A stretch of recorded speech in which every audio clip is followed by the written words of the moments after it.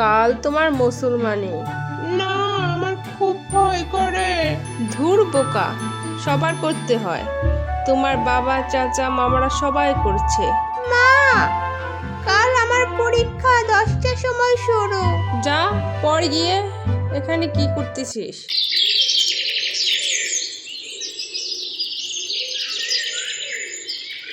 ছাই, সোনার মাথা নাই। তোমার সাদা বউ লাগবে না কালা বউ লাগবে বলো? উ, উ, উ, আমি মুসলমানি করব না।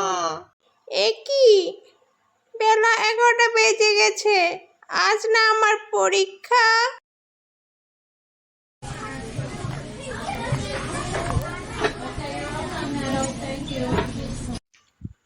এত দেরি হলো কেন? বাসায় কি করছো? পরীক্ষার কথা মনে ছিল না? বাসায় বসে বসে কি ঘুমাচ্ছিলে নাকি?